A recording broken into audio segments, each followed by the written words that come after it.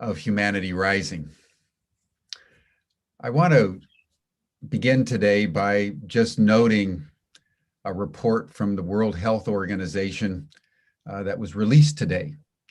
They are calling for all of us worldwide to heighten our awareness of the COVID-19 pandemic.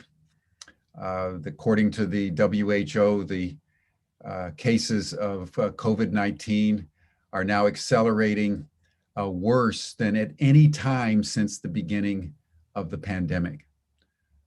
Cases have doubled in the last 2 months, and the number of cases is now approaching 4.5, 5 million a day around the world. In the areas of the South Asian subcontinent, India in particular, cases are raging literally out of control. In Brazil, Doctors Beyond Borders have said that the situation in Brazil is now a humanitarian catastrophe. The Bolsonaro government, just like the Trump government in the United States, has been completely ineffectual and has since essentially disregarded any of the science and the health advice of the scientists and the World Health Organization. And now Brazil is approaching the United States and is having about a quarter of all the cases and a quarter of all the deaths now are happening in Brazil. So between the United States and Brazil, you have upwards of 40 to 50% of all the cases and deaths in the world happening out of the two countries that have been the most profligate in their disregard to simple science. But also in Europe, WHO is saying that now Europe is experiencing 1.6 million cases a week. France just went into lockdown, a very severe lockdown, particularly around Paris. Germany is toying with the prospect of additional lockdowns. In the United Kingdom, they're just kind of poking their heads up and they're releasing the lockdown and opening some of the pubs and some of the stores. But the Johnson government announced last week that is essential. And this is why I'm starting the session today. It is essential that people wear masks, that the lowering of rates there was not due to the vaccines. And WHO is echoing that whether you're vaccinated or not, whatever the situation is, it's still absolutely critical that everybody keep the physical distancing and everybody wear masks when they go out in public, because the pandemic, more than a year on, is now getting worse, not better. And we all just need to take it in. And even though it's springtime, and in India, for example, it's the Kumbh Mela celebration that happens once every 12 years. It's a very holy festival in India. And people have been completely disregarding any social distancing or wearing masks and been bathing in droves in the Ganges River. And the number of COVID cases there have been skyrocketing. So we're all in this together, and we all need to pay attention. And even though we're tired of it and we want to throw the masks away and have parties and get together, we all need to bear in mind that that the pandemic is persisting, and we need to take care of ourselves and those around us in a very concerted and intentional way. One of the ways that we do that, as you all know who've been on any of our sessions, we start our mornings and our evenings, depending on where you are, every session of Humanity Rising, with just a simple minute of heart coherence. In the middle of all this chaos, the most important single thing that we can do is create coherence within ourselves, in our families, in our communities. So let us take a few deep breaths and place your attention in your body. Close your eyes and place your attention on your heart and listen to your heartbeat in a spirit of deep thanksgiving. You're alive. This extraordinary moment in the human journey.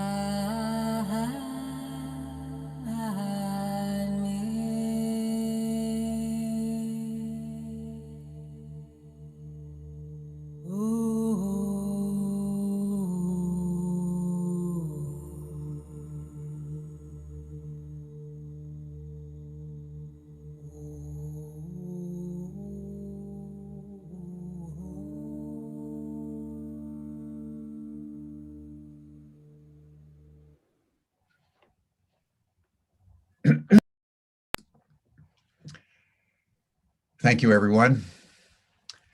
Now, with an open heart and a heart full of gratitude for each and every one of you who are joining our session today, I want to move our attention to Russia, the great land and noble tradition of the Russians. We want to consider the leader of Russia, Vladimir Putin. He's been in power for a very long time, just about 20 years. He has just had a vote that allows him to continue in power. And essentially, like President Xi in China, we have in Russia a president for life, someone who has consolidated power and social acceptance and popularity such that people are willing to give him an extended control over that country. And over the decades now, we've experienced different manifestations of Vladimir Putin over the last several years, but particularly in the United States, given the very intimate relationship between Donald Trump and Vladimir Putin. The world saw both a side of Putin and a side of an American president. Through this all, over the last several years, we've been witnessing the odyssey of Alexei Navalny, who has now been transported, I think, in the last 24 hours to a hospital after a 3-week hunger strike. And to help us just understand the grandeur, in a way, the complexities, the multifaceted personality and leadership of Vladimir Putin, we want to turn to someone who is very seasoned in these matters, Vladimir Posner, who is unique in the sense that he is both Russian, French, and American simultaneously, speaking all 3 languages fluently, spending significant amounts of time in all 3 nations and cultures, but most deeply, of course, is Russian and has been one of the premier journalists in what was then the Soviet Union. Worked with Jim Hickman, as you heard in our last session with Vladimir in the US festivals, was a very prominent, widely recognized spokesperson for the Soviet Union with Phil Donahue on the various television programs here in the United States during the Gorbachev-Reagan period, during the Yeltsin period. Now is principally working in Russian TV with one of the most popular television programs in Russia for many, many years. So we're very honored, Vladimir, to have you with us today to shed light on Vladimir Putin. And so I would like to just begin our dialogue with you. If there's anything from your background you would like to share with our community, and then just to have you tell the story as you know it of the rise of Putin, his transition during the Yeltsin government, the way he succeeded Yeltsin in a very subtle but powerful way, his initial overtures to the West about joining NATO and joining the European Union, and the evolution of his relationship with the West and the United States since then. Everyone is very eager to hear your story about his story. Okay, can you see me now that? Yes, we can see back. you and hear you. All right. Well, thank you very much, Jim, for that introduction. What you've asked me to discuss is a big chunk of history. About myself, I'd simply like those of you who don't know me, I'd like you to know that I am a mix. I was born in France of a French mother. My native tongue is French. And during the occupation of France during World War II, my parents fled. My father was Jewish. And not only was he Jewish, but he was a Russian Jew. And in addition to that, he was very pro-communist, which was a very bad combination as far as the Nazis were concerned. So we fled to the United States, which is where basically I grew up. In New York City, and I lived in the Village. I went to Stuyvesant High School. I was a fan of the New York Yankees. My idol was Joe DiMaggio, a man I actually met. And as a matter of fact, I have a ball signed by DiMaggio that says, "To Vladimir Posner, a man I always wanted to meet." Can you imagine that? So my life, I consider, once he gave me that ball, I consider my life is done. I have succeeded. I don't think anyone has a ball like that signed by Joe DiMaggio at all. Anyway, then we were kind of forced to leave the United States during the McCarthy era, or rather just before it, when the relationship between the United States and the Soviet Union began to really sour. And there was a kind of a Red Scare in the United States. People were questioned about their allegiance, and are you or have you ever been a member of the Communist Party? And do you have anyone in your family, or do you know anyone who is or has been? And that kind of thing. And since my father by that time had become a Soviet citizen because he wanted to go back to his native land. He was born in Russia prior to the revolution, but he was very, very pro-Soviet. He thought that the idea of socialism was the greatest idea in the world, the creation of a different kind of society where there would be no poor people and there would be no really wealthy people. And it would be a society of true equals. That was the ideal, as it were. So in 1941, back when we were in the United States, he applied for and received Soviet citizenship. He worked for MGM, Metro Goldwyn Mayer, and was very successful, occupied a very high position in that movie company. But then, as I said, when things got worse, after Winston Churchill's famous speech, in Fulton, Missouri, about the Iron Curtain. I think it was probably in 1948. My father's boss called him out and said, look, we can't keep you in this position as a Soviet citizen. We simply cannot. It's too dangerous. Drop your Soviet citizenship and we'll help you become a US citizen very quickly. But my father had principles, and there was no way he was going to do that. He was Steve, so he refused. And he was fired and he was blacklisted.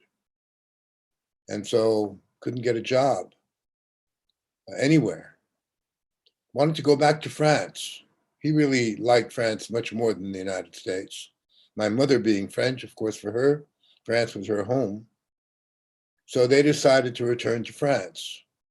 But someone, I know who, but it doesn't really matter, wrote a poisoned letter, as it were, to the French government, warning them that my father, whose name was also Vladimir Posner, was a diehard communist and could be very dangerous to France. Now, in those days, we're talking 1948, the French Communist Party was a very strong one. And so when they got this letter, they figured, well, why should we have another communist come in? It's bad enough as it is. So they refused to give him a visa. He needed a visa because he had a Soviet passport. My mother didn't need it. She was French. I didn't need it. I was inscribed in her passport, but my father did. So they refused his visa and he had nowhere to go. And at that point, the Soviet government offered him a job in East Berlin, which was then occupied. It was Soviet zone. As you probably remember, Berlin was split into 4 parts. There was a British zone, French zone, US zone, and Soviet zone. And so off we went to Germany, where we were there for a while, about 4 years. And then my father was transferred to Moscow. And I'm not going to go into all the details because that's I'm not a young man, and it'll take a long time to tell you my biography, even in a short version. But that's basically where I come from. And the reason I tell you this is because as I try not to be pro or anti, not pro-American, not anti-American, not pro-Russian, not anti-Russian. We'll leave the French out of this for the time being. I really, really try to see things as objectively as it's humanly possible for me. I was a propagandist. Jim was kind enough to call me a spokesman, which is a much nicer word than a propagandist.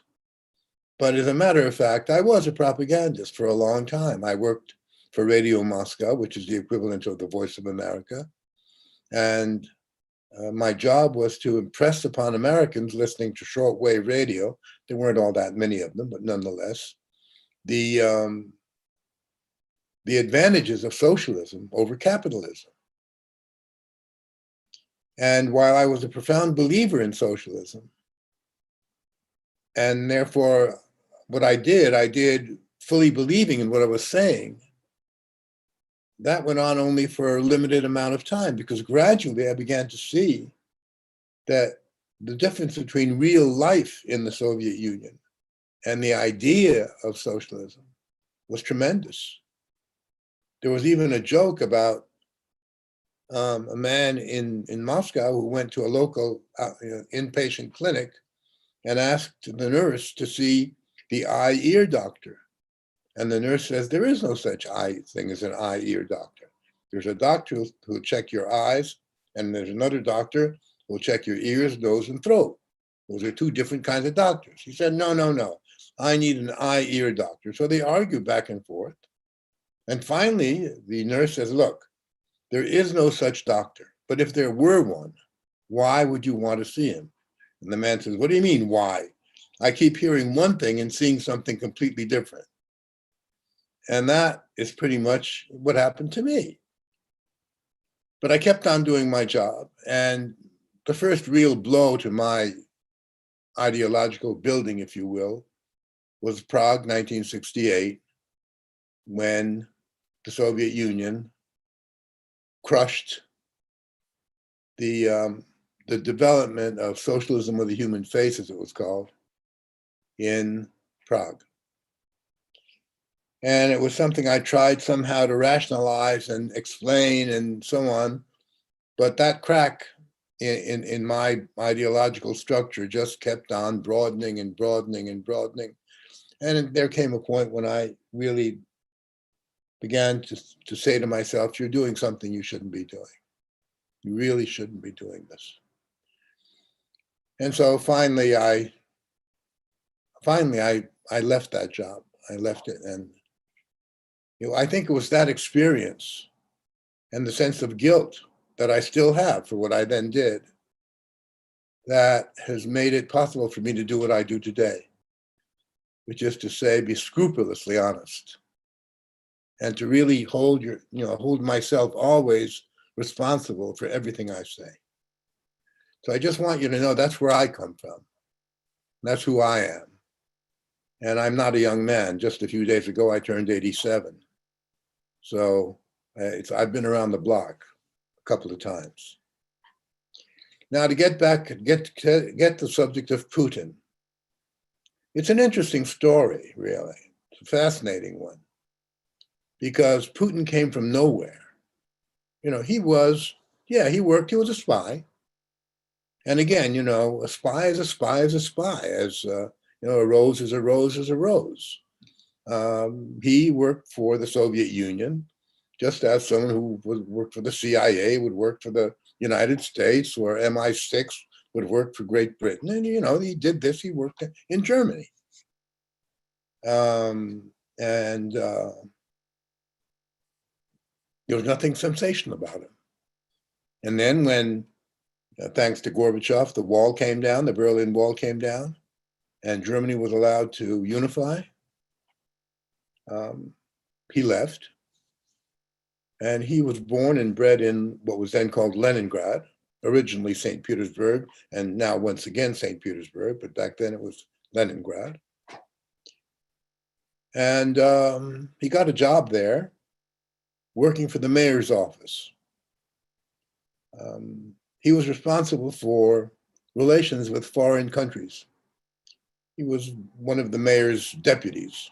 He had experience abroad.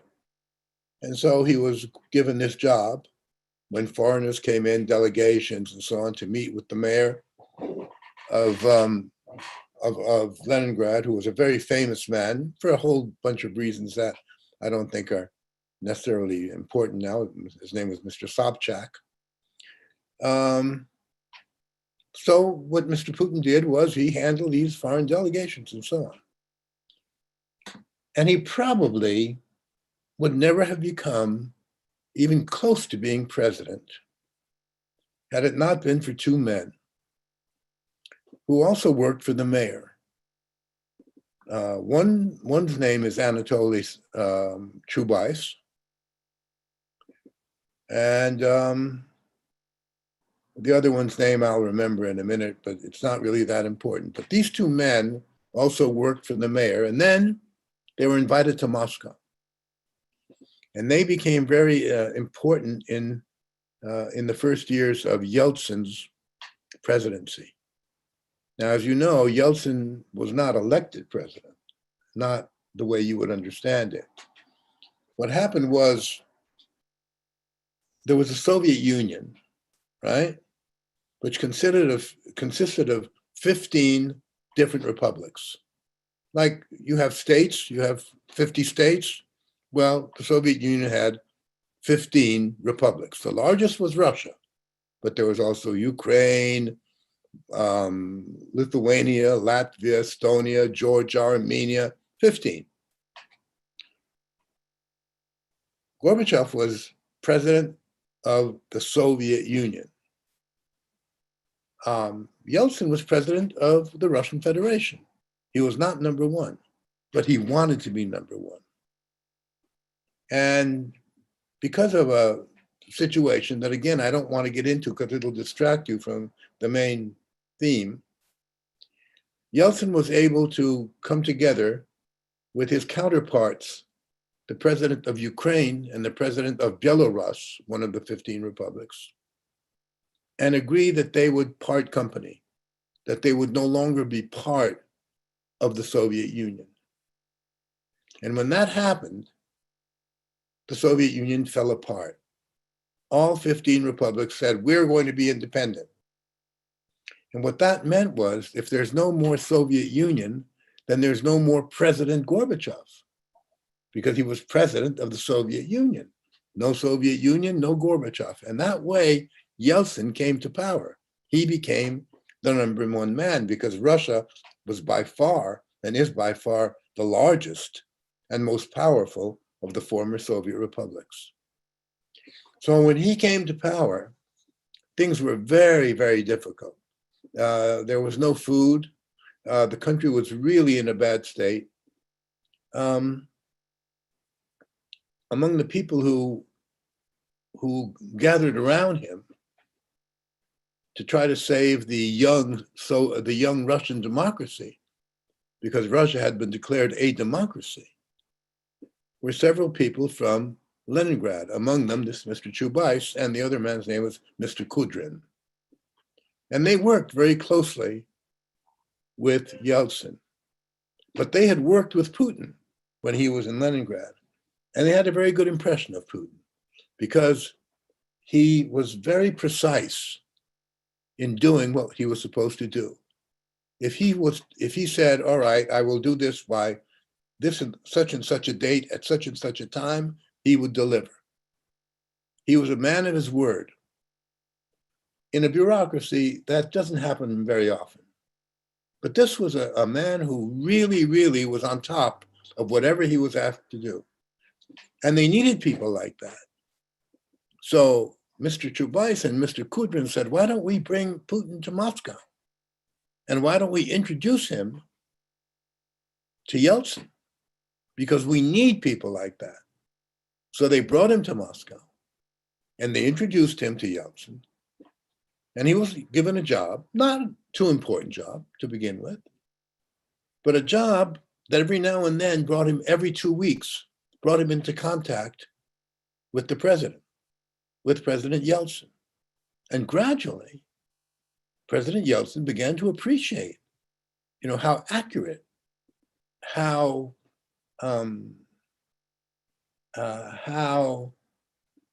should I put this, responsible this man was.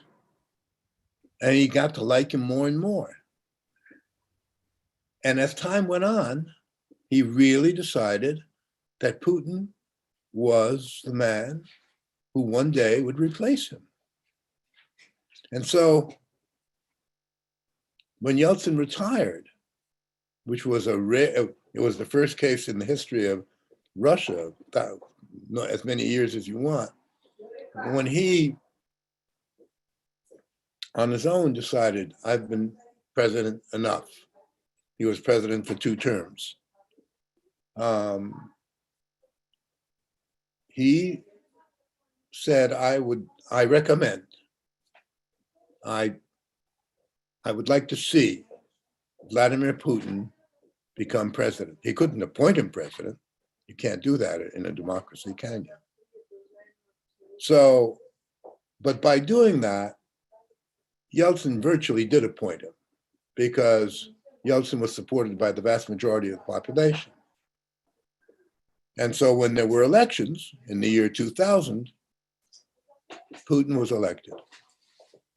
So briefly, I'm just sketching, this is how this man came to power. And most people, he was a colonel. He was military in the KGB. Of course, by that time, he was no longer in the KGB, but he had been a colonel. So again, not a general, not someone way up there, kind of, relatively high rank, but not a big deal. And so initially, most people didn't even know who he was, and thought, we'll see, as it were.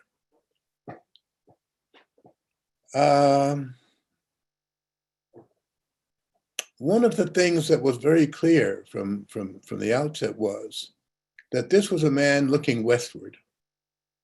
This was a man who had worked in Germany, who spoke very good German, who spoke not bad English. And from what he was saying, it was clear that he wanted Russia to develop as a democracy and as part of the Western world. That was very clear. He made it clear. And among the things that he wanted and that he had asked for initially was A, to accept Russia as a partner in NATO, saying, oh, I'm sorry, just 1 minute, you have to excuse me, this is an important call. Да? Добрый? Я сейчас по Zoom говорю, вы позволите, я позвоню вам через некоторое время? Хорошо, есть. You know, if you're going, NATO was created for what? Well, initially, of course, NATO was created as a defense against possible Soviet aggression. We know that, right? But there was no more Soviet Union. There was no more ideological pressure to change the world. You have to be like us because our worldview, our principles are the only ones that are acceptable and blah, blah, blah. And the Cold War was really about ideology. So that was over with. There was no more Cold War. There was no more ideology in the sense of any kind of argument. So what he said was, look, NATO is a military political organization aimed at protecting, in this particular case, Europe, but not only, from war. We'd like to be part of that. We also want to be part of that. That was one thing. And the other thing was, you know, we are European. Listen to our music, read our books, look at our art, look at our philosophy. We're Europeans, just like you. Okay, so we're in the east of Europe, you're in the west of Europe, that doesn't matter. It's all Europe. And so we would like to be members of the European Union. He said this in a very clear way. And there was an incredible window of opportunity there. Because had the West said yes, we'd be living in a completely different world. Absolutely different. Sure, there'd be problems, but nothing like what we have today. But sadly enough, the answer he got was negative. Now, the attitude towards the new Russia that was created by Gorbachev and then built by Yeltsin, the American attitude was a mixed one. You had those who looked at this and said, we've got to help this country become a real democracy. Like after World War II, we came up with the Marshall Plan, which was aimed at making sure that the Nazis would never come back, that fascism would never rise again in Germany, in Italy, and also that communism could be stopped from developing. Again, in France and in Italy, where there were very strong communist parties. So huge sums of money were used, but they weren't just like, here, take the money. It was like a radar, you know, very, very clear, very accurately aimed at certain spots and so on. And so the idea was, we can do this with Russia, and we should see to it that Russia moves in a democratic direction. Very difficult for Russia, because Russia never was a democracy. In its entire 1,000-year history, it was never a democracy. So it would be a process of learning. Democracy isn't something you can just declare, like, you know, snap your fingers and now you have democracy. It doesn't work that way. So that was one idea. The other idea was, well, those Russians are going to have to pay for the 40 years that they threatened us. And we're going to make them pay. And let's keep in mind that Russia is no longer a superpower. they lost the Cold War, and we should make it very clear to them that they are no longer of any importance. Those were two radically opposed views. If you like, you might want to read something called the Wolfowitz Doctrine. Paul Wolfowitz was Undersecretary of Defense for Policy. And in 1990, I think it was 92, he wrote a paper which came to be called the Wolfowitz Doctrine. It was leaked later on to the New York Times, and it made a whole lot of noise. Now, 1991 is when the Soviet Union ceased to exist. And so now there was just Russia. And the talk was about, how do we treat Russia? And his view, I'm putting it now in very general terms, was, number one, we, the United States, are the only superpower. Number two, we should make sure that that's the way it stays. Number three, we should even tell our partners and colleagues and friends that they don't need to develop their armaments, that we'll do it for them. And number four, see to it that Russia never gets back on its feet. That was pretty much the idea. And then you had the other one, the one I was telling you about, concerning a kind of Marshall Plan. And initially, that idea was preferred, but it didn't last very long. Gradually, and I can tell you the reason why, but gradually, things began to turn more and more towards the Wolfowitz view of things. Finally, it became clear, but it began to become clear earlier. I mean, when President Clinton in 1996 decided to enlarge NATO. Now that was a signal for Russia, because Russia had always seen, or the Soviet Union, NATO as a threat. This is a military organization. And there had been a discussion between Gorbachev and Jim Baker, who was then Secretary of State of the United States, that if Russia allowed Germany to unite, NATO would not move eastward. But that was an oral kind of thing, right? But for a long time, it didn't. And then in 96, Clinton decided that NATO could be enlarged and should be, and to accept three countries, Poland, the Czech Republic, and Hungary. Now, emotionally, for Russia, this was a slap in the face. Not that these countries were a threat, but simply there had been some kind of understanding that NATO would not move closer to Russia's border. But these countries were much closer. And as a matter of fact, Poland was right next door. And then, of course, as you know, other countries were brought into NATO, into the fold, Bulgaria, Romania, and so on and so forth. That's one thing. The other was Yugoslavia, the bombing of Yugoslavia, with Russia pleading that no bombing be done and that there be a political resolution to the problem. There was a serious problem in Yugoslavia. There was genocide, but not to try to solve it with by military means. But NATO just went ahead and did it, and NATO basically, it's the United States who calls the shots.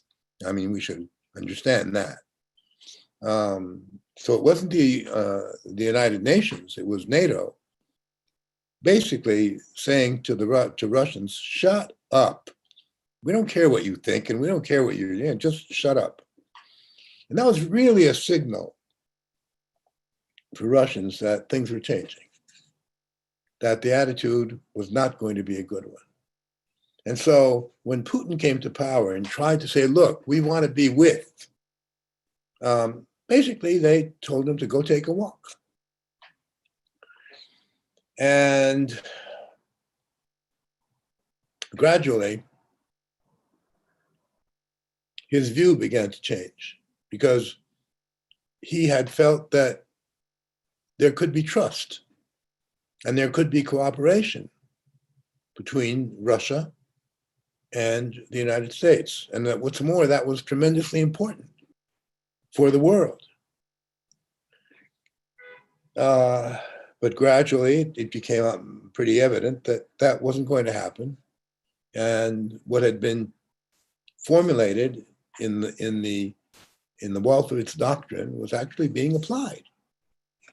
And so things came to a head in 2007 in the city of Munich, where the 20 main countries of the world met. And Putin made a speech there in which he basically said, we refuse to be treated this way. The world is not unipolar. The world is multipolar. We have our interests just as you do, and we're not going to be kicked around. Just keep that in mind. And from that point on, you can just, you can pinpoint it. Putin became public enemy number one, because he basically told the United States, go take a walk. We have our own interests, and we're not going to dance to your tune. Now, I think it's fair to say that Western Europe does dance to the American tune. That's the fact of life. China does not.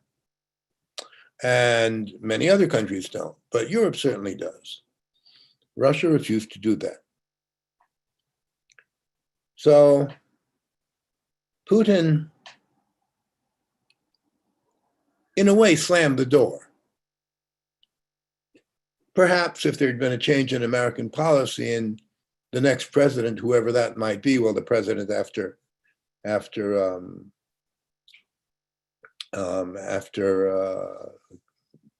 Clinton was Bush,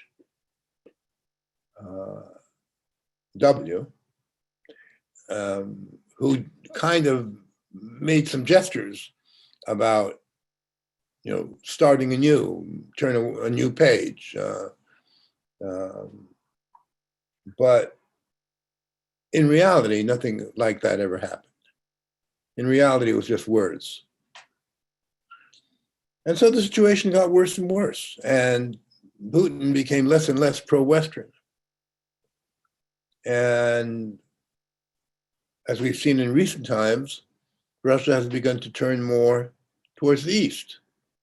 There's a much closer relationship now between Russia and China than there was before, which is not something America should be very happy about.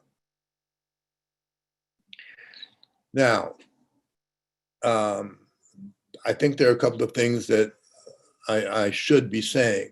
First of all, how has democracy developed in Russia? In my personal opinion, it hasn't. In my personal opinion, Russia under Putin has not only not progressed in the area of democracy, but has lost ground. It has become a much more authoritarian country than it was under Yeltsin. Not totalitarian, because there are a lot of examples of democracy existing in this country. There are, for instance, newspapers that are anti-government, anti-Putin. There are radio stations that are anti-Putin. There's a great degree of freedom of speech. Nevertheless, in some very important basic ways, Russia has not really progressed, for instance, in elections, in political development. And one of the things that's happened along the way is that the party that represents Putin is not a member of any political party, but nonetheless, we all know that a party that's called United Russia is supported by Putin and is a Putin party. That party has been in power now for a very long time and has adopted laws, many, many laws that are repressive. And Putin has signed these laws.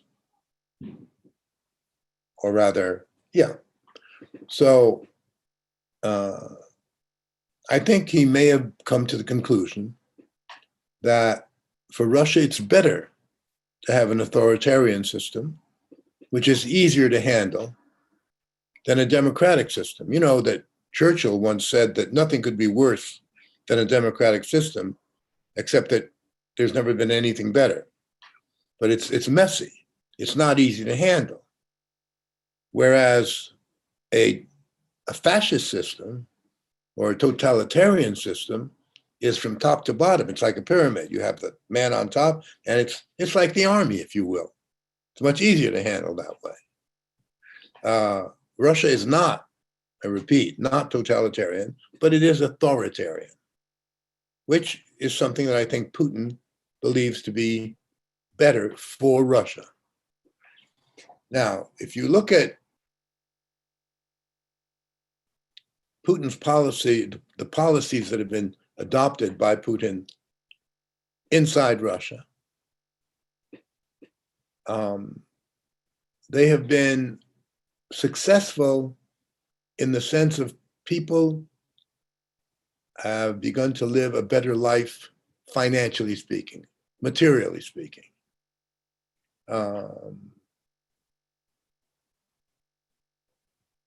And I think that's probably the main reason for his popularity.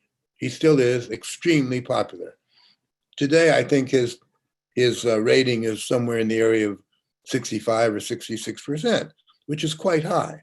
There was a time when it was over 80, but you know that never lasts that long. You know, the honeymoon has been over now for a long time. He has changed the Constitution to suit his purposes, including the clause that in this country, first it was the president has the right to be president for 2 terms of 4 years, as in the United States. Then they changed that to 6 years. And then what they did was they said, okay, but with the change of the Constitution, we begin from 0. So Putin, who became president in the year 2000, so he was elected again in 2004. In 2008, they changed that to 6 years.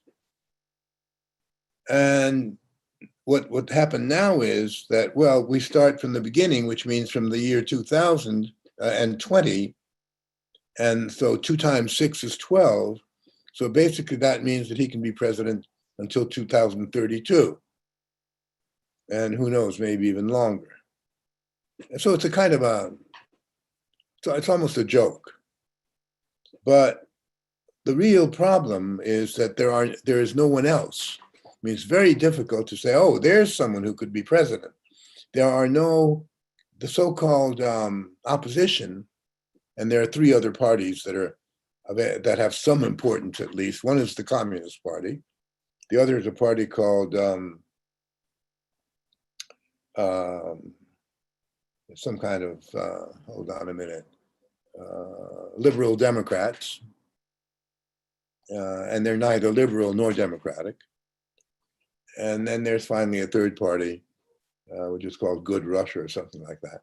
But these are, they can't win an election. They just don't have that kind of support. So they're there, but they're not there in reality. And so there's no figure. There's no real competition. There's no real political opposition as you would have in any democratic country. Now, you know, in the United States, you really only have 2 parties. In Western European countries, you have 5 or 6. So in that sense, they have a broader kind of choice than you do in the US. But nonetheless, you do have a choice, although in my opinion, the Democrats and the Republicans look more and more alike every year. But that's a personal kind of thing. Anyway, so Putin is quite popular in Russia today. Now there's a segment of the population that really dislikes him. And he's less popular among young people, beyond, let's say, between the ages of, say, 16 and 25. He's not really popular at all. And then in the intellectual community, because the intellectual community and young people are always people who care about freedom. And the limitations that have been imposed on freedom are seen by these people as very negative. But they're still a minority. They are a minority. So that's why Putin still has that percentage. One person who stands out is Navalny. You've heard the name now. He's been around for a long time, but in the West, you've never even paid any attention to him. But it's only when that whole issue with his poisoning occurred that suddenly he became big news in the West. He is probably the most visible political opponent of Putin's in the country. You know what's happened to him. You know, whether or not he was poisoned, or perhaps better said, whether Putin in any way is linked to his being poisoned, is a very big question. The reason I say this is when he lost consciousness on the plane, he was flying from Siberia to Moscow, and the plane landed in a big Siberian city where they took him to a hospital. And then he was allowed to be flown from there to Germany, to Berlin. Now, the only person who would allow that, in fact, who had the power to allow that, for Navalny to be flown on a private plane from the Siberian city of Omsk, I think, to Berlin, is Putin. He's the only one. So if he wanted Navalny killed, why would he allow him to be flown to Germany? It makes no sense. It just is not, you can't explain it. So what I say to myself is maybe it's not Putin at all. I mean, after all, he's not the only one who might be unhappy with what Navalny does, because Navalny goes after corruption, and he has unearthed a lot of corruption among very high-level bureaucrats. So he has some very serious enemies. So it could be, it could be other people. I don't think it was Putin at all. That's not the point anyway. So he came back to Russia knowing that he would be arrested. There's no doubt about that, because he was told that he had broken the law and that, so on. And I think that probably that's something he wanted, because he wants public opinion, he wants public attention, and he wants to be seen as a political martyr. And he wants power. I know Mr. Navalny pretty well. He does want to be president. He makes no secret of that. What's happening to him? I don't believe he should have been put in jail. I don't support that. 2.5 years is not really all that much, but he shouldn't have been put in jail. He should have been fined for the transgressions that he did. Fine him $1 million, but don't put the man in jail. I really hope that he survives. It would be a terrible thing if Navalny died in a prison hospital. So that's something I wanted to touch on. And finally, before perhaps, I'm hoping that you'll have some questions for me. But before going to those things, I do want to talk about Ukraine and about Crimea. One thing you should understand is that Ukraine became part of the Russian Empire in 1654. 1654. And it was part of the Russian Empire for over 300 years. It became part of the Soviet Empire. Now, why did it become part? Because Ukraine was being attacked. Ukraine is, if you look at the religion that is popular in Ukraine, it's Orthodox, Christian Orthodox. Now, back then it was being attacked by Poland, which is Catholic, and by the Turks, which is Islam. And it was in dire straits.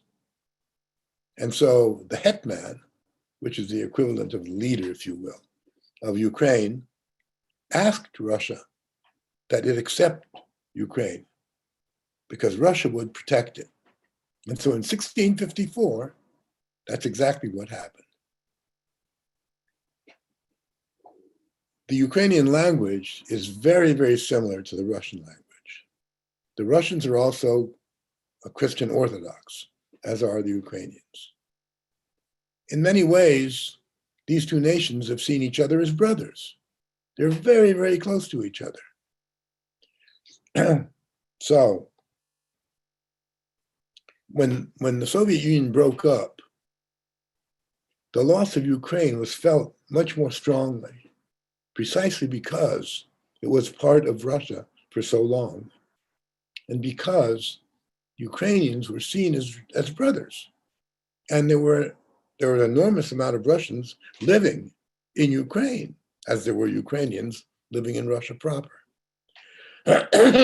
which created some of the problems. Because in eastern Ukraine, you have an overwhelming majority of Russians, and who were not at all interested in Ukraine's moving west in the sense of becoming part of the EU and part of NATO.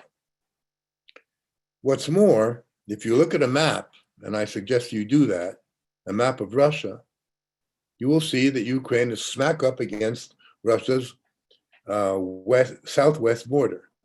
In a way, very similarly to the way Mexico is on the United States border. The border with Mexico is much larger than the one Russia has with Ukraine, but it's similar, physically speaking. And what Putin made very clear is that Russia will not allow Ukraine to become a member of NATO, because Russia does not want NATO on its southwest border. Now, you can say, but Ukraine is an independent country. It has the right to become a member of NATO if it wants to. Yes, it does, but Russia won't allow it. And my fear is that Russia could go to war over this, because it sees NATO as an existential threat. Now, let me go back with you a long time, back to 1962. Remember the Cuban Missile Crisis? Now, the Cuban Missile Crisis was the result of Castro, who was the leader of Cuba, and Khrushchev, who was the leader of the Soviet Union, agreeing that Soviet missiles would be deployed on Cuban soil. Now, did they have the right to make that agreement? Of course they did. Two independent countries. One country says, yeah, we want your missiles on our land. Fine. But when the United States found out about this, Kennedy, the United States says, if you don't get those missiles out of there, we're going to bomb you. And we're going to sink the ships that are transporting those missiles, new missiles, to Cuba. Did the United States have the right to do that? Well, not really. But the United States saw those missiles as an existential threat. And any country that sees an existential threat doesn't give a damn about international law. And Khrushchev had the intelligence to back off. And those missiles were taken off Cuban soil and back to Russia, and that was that. Castro wasn't very happy, but, it's okay. So this is a kind of a parallel. Russia sees NATO as an existential threat. Imagine, I love to make this analogy. Imagine you have a revolution in Mexico, which is possible, right? And the people who come to power are anti-American. And that's also quite possible, huh? Let's face it. But they're afraid of Big Brother up there, right? I mean, very powerful. And so they say to the Russians, send over a few divisions, huh? And we'll put them on the border between Mexico and the United States. Do you think the United States would accept that? Do you think the United States wouldn't invade Mexico if that happened? Of course it would. So what I'm saying is, I'm not saying they're right or wrong. I'm saying that's the situation. That's the way it is. And if you look at Crimea, well, Crimea, Sevastopol is the base of the Russian Black Sea Fleet. And the idea of Ukraine becoming a member of NATO, well, that means Sevastopol becomes the base of the United States Sixth Fleet or something. And Russians said, no way. And that's what happened with Crimea. Again, it's the question of we're not going to allow this to happen because it's a threat. And what I'm not trying to say that Russians are right. I'm trying to explain the logic of this. Mm-hmm. Now, perhaps what I think is the most important thing. Back in 1961, Dwight D. Eisenhower wrote an article for a magazine called Look magazine. It competed with Life, but it's disappeared a long time ago. But then it was a really important magazine, glossy, weekly magazine. And it was Eisenhower's farewell address, if you will. And that article was about the military-industrial complex of the United States. Now, if anyone knew anything about the military-industrial complex of the United States, it was Dwight D. Eisenhower. I mean, let's not forget that he was the commander-in-chief of the Allied forces. He was a military man. He'd been a military man all his life. That's on the one hand. On the other hand, he was president of the United States for 8 years. So here's someone who knew what he was talking about. And he warned the United States about the danger of the military-industrial complex, which is a huge industrial and financial power. It is those who produce armaments, and everything connected to the military. It is billions and trillions of dollars. And what Eisenhower was saying is, this is a state within a state, and it's got to be controlled. Now then, if you're going to produce weapons, you have to have a reason. I mean, besides wanting to make a lot of money, you need to have an enemy. You need an enemy. You've got to somehow make it clear to your nation, to your people, that there's a threat. We have an enemy out there. We've got to be very careful. We've got to be strong. We've got to be powerful. You've got to impress this on them. The military-industrial complex needs an enemy. Now, the military-industrial complex does not exist only in the United States. It's by far the most powerful. There's no doubt about that. But in Russia, you also have a military-industrial complex, and it also needs an enemy. So, with the power that these people have,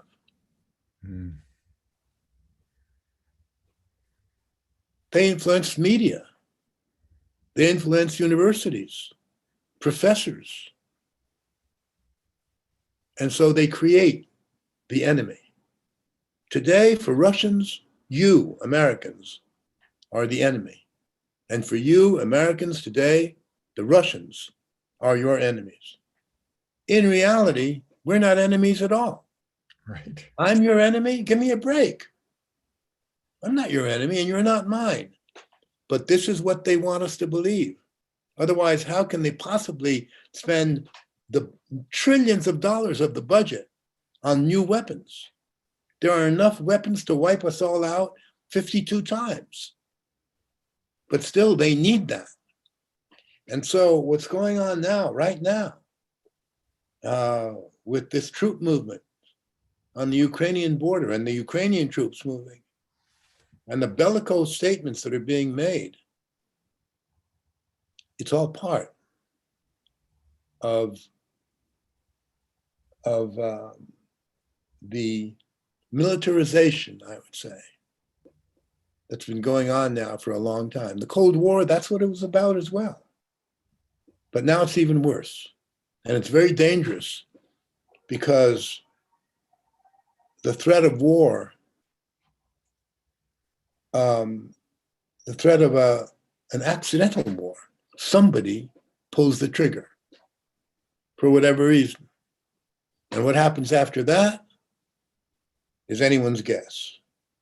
I was listening to an American retired colonel who used to work for Colin Powell and way up there in the stratosphere, as it were, who says, who's very strong about these things, but who said, we'll probably win a nuclear war. Nobody wins a nuclear war. Nobody wins a nuclear war. We're all dead. We have nuclear winter. Wheat doesn't grow anymore. The animals are all gone. We have nothing to eat. That's the situation that is threatening us. To get back to Putin, Putin now, he used to, when he would speak about the United States, he would use the word our partners, our American partners. Now that's changed. Now it's called our opponents. Not enemies, not yet, but our opponents. And that's a big change. Perhaps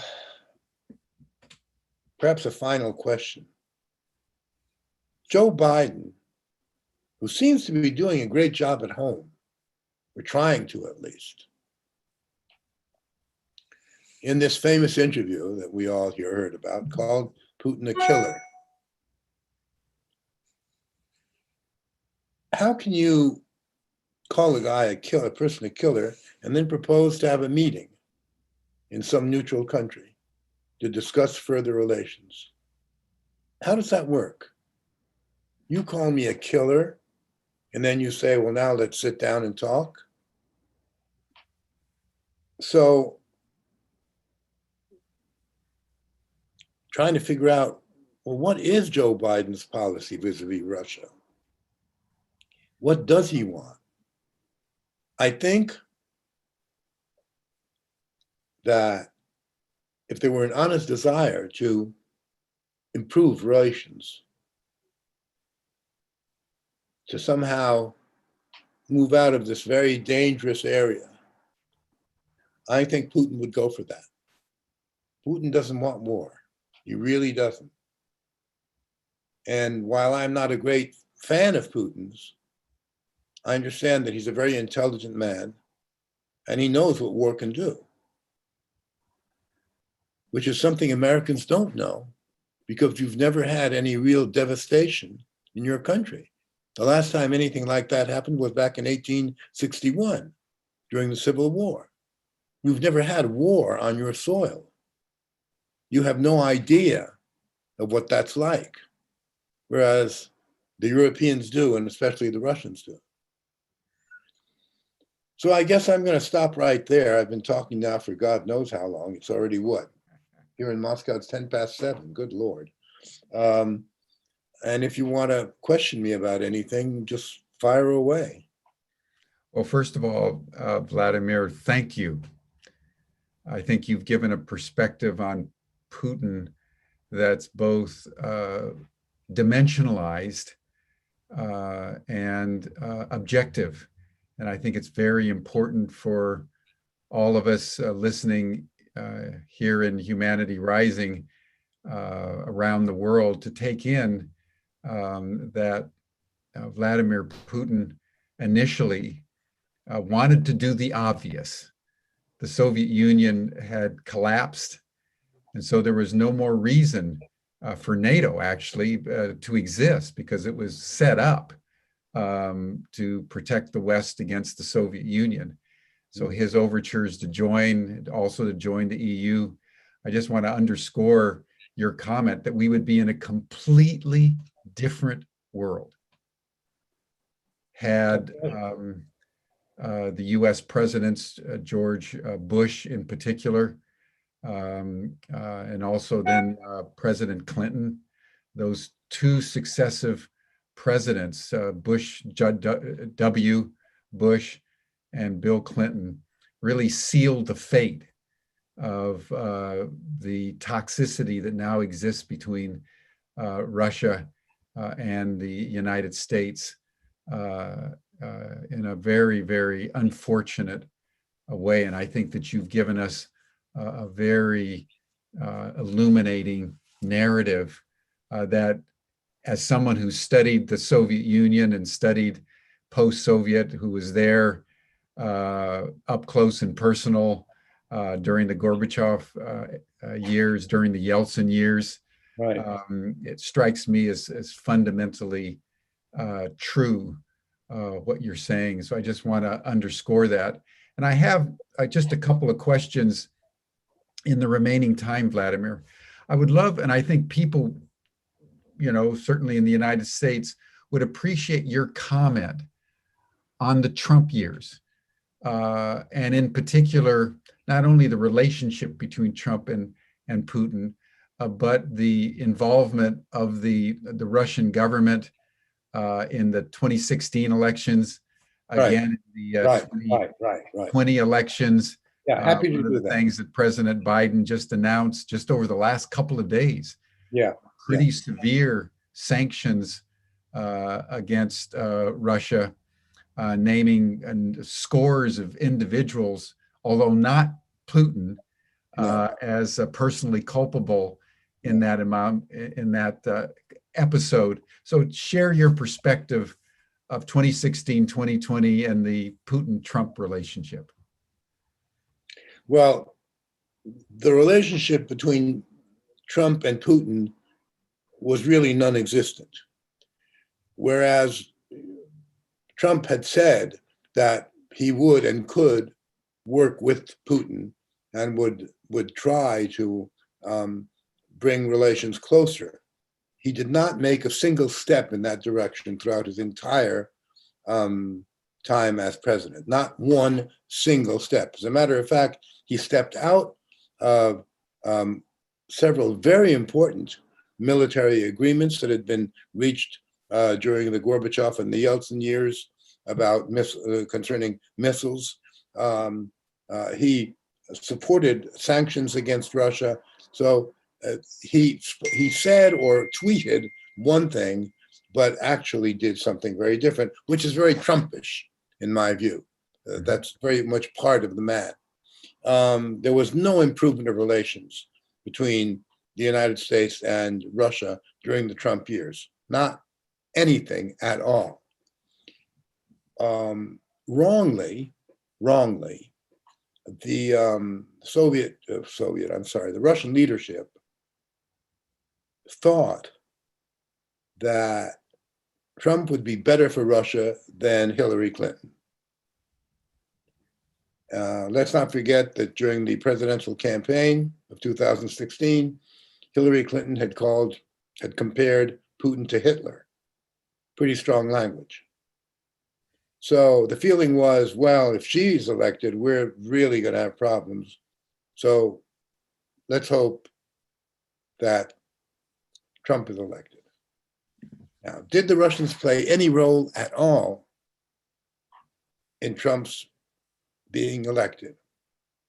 Or did they try to play a role? Possible. No proof has really been presented. There is no hard proof, like in a court. Here we have the records. Supposedly, the Russians hacked and used the internet and bought advertising But when you talk about how much they bought, the kind of money they spent, it's laughable, really. The idea that Russia could influence American voters is, to me, quite strange. I imagine Russian propaganda aimed at a farmer in Kansas, and I just begin to laugh. People here have no idea about how American political propaganda works. So if they did try, maybe they did. I can't say they did, I can't say they didn't.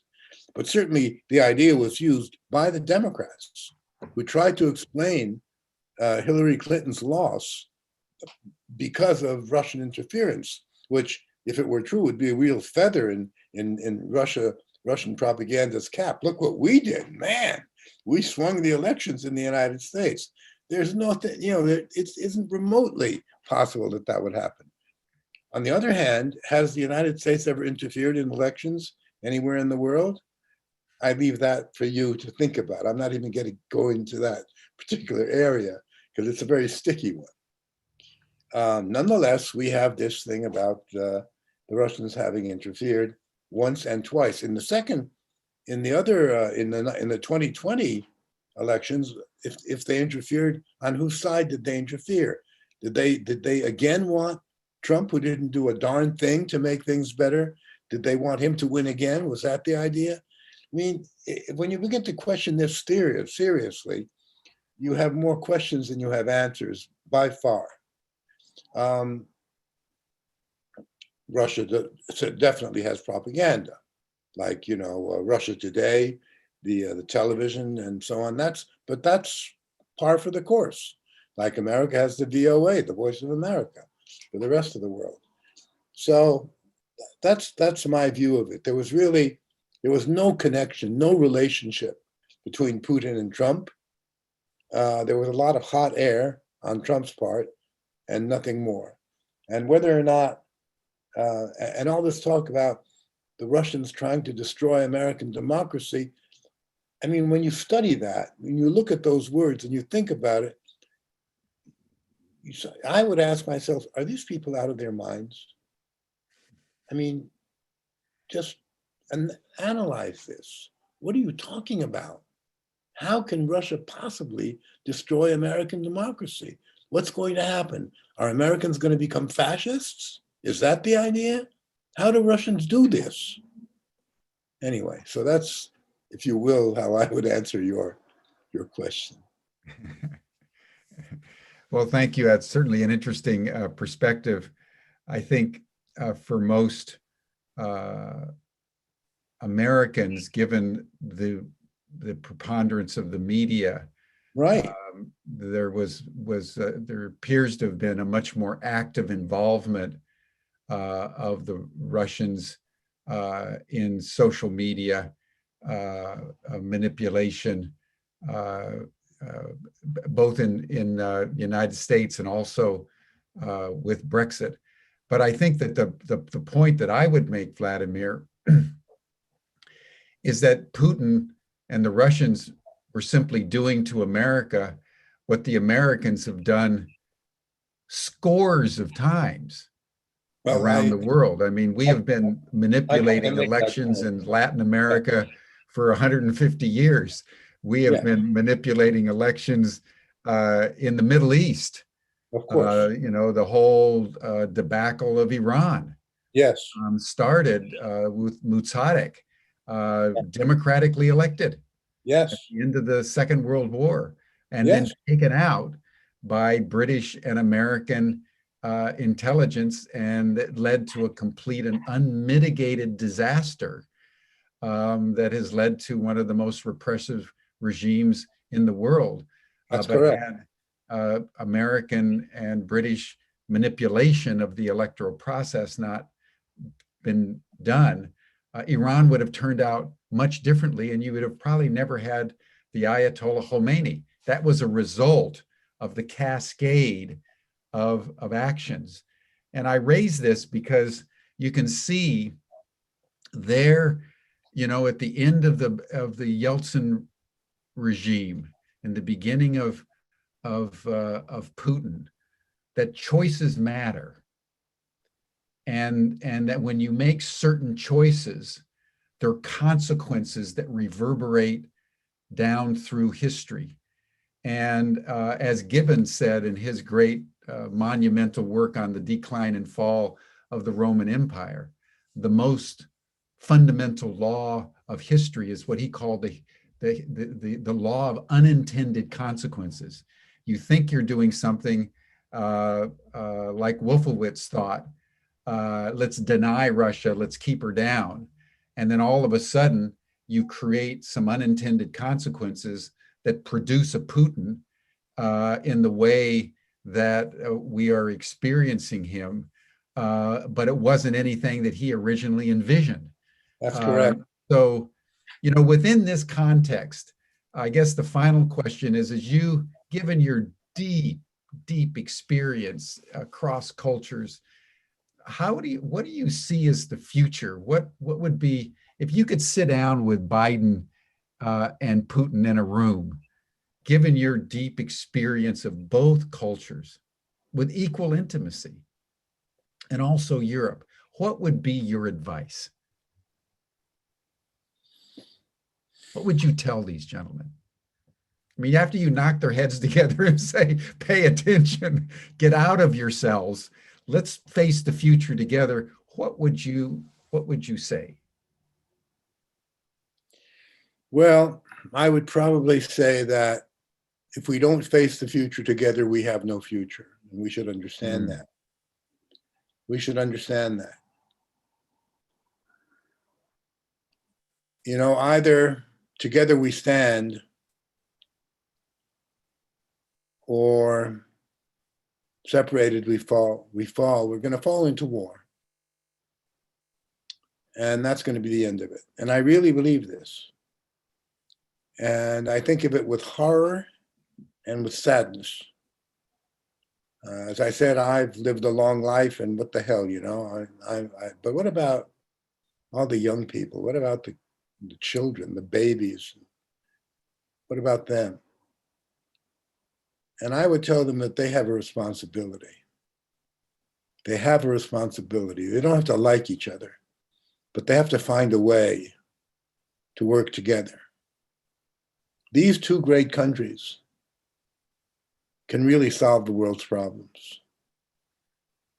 And they can go down in history as two of the greatest leaders who ever lived, precisely because they have solved or are in the process of solving the world's problem. Or they can go down in history as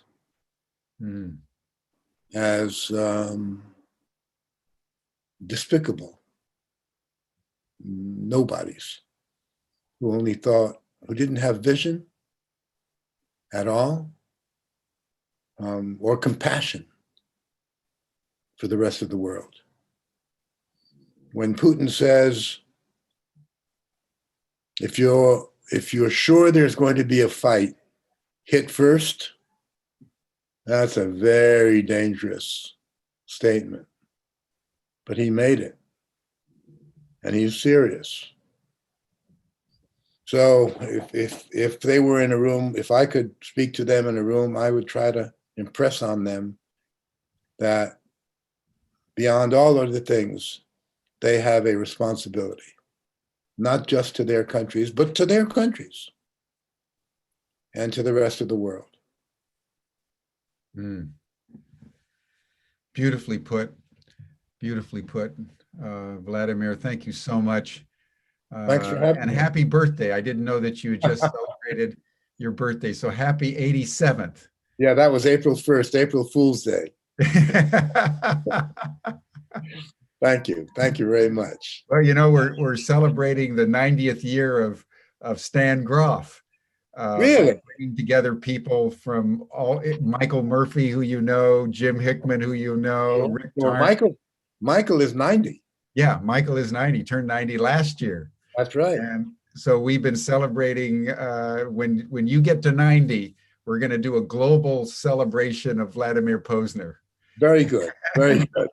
Okay. I look forward to start to think about it, because we could bring, after 90 years, you've got unbelievable array of people in Europe and the That's right. United States Right. who That's right. love Yeah. and respect you, that would love to come and pay you a tribute. So let's start thinking about that. Okay, very good. Thank you, Jim. Thank you. Thank you so much, Vladimir, and thank you all. And I hope everybody takes in what Vladimir says, that there are many ways to look at this, and the greatest danger of our time is the devilization of Vladimir Putin, Yeah. and build up now to war that would be catastrophic for both countries.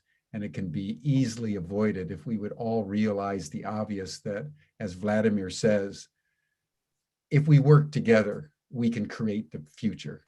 If we separate ourselves, we're going to destroy ourselves. It's really that simple.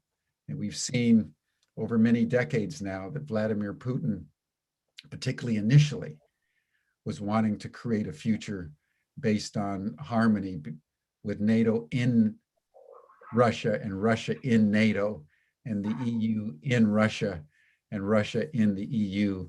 And that path was not taken. And we're paying a price, but it's not too late. Right. That's right, Jim. It's Absolutely. not too late. Good. Okay. Well, thank you. Thank you And very much. tomorrow, everyone, we're going to hear from Joseph Jaworski, who's one of the great public intellectuals of the world. His work on synchronicity, his work creating the U process, which has been used all over the world. And he's going to be in dialogue with Riane Eisler, who you all know, another great public intellectual of our time, who created a sensation with her initial work called The Chalice and the Blade, and now working on a partnership, moving from a dominator model, which has got the United States and Russia in a grip of who's going to dominate who, fighting over the Ukraine. That's a dominator model. And if we could just move to a partnership model, which is what Vladimir just called for, between the United States and Russia, what a different world we could create together if it was in the spirit of partnership. And so we're gonna look at what happens when a U process that brings people out of where they are into something that they could be really meets the partnership model. And how does the world move from a dominator model into a partnership model through the U process? That's the conversation tomorrow between these two great public intellectuals. So once again, thank you, Vladimir Posner. Thank you all. This has been a rich, rich and deep session, powerfully illuminating. We'll see you all again tomorrow, same time, same station, here on Humanity Rising. Bye for now.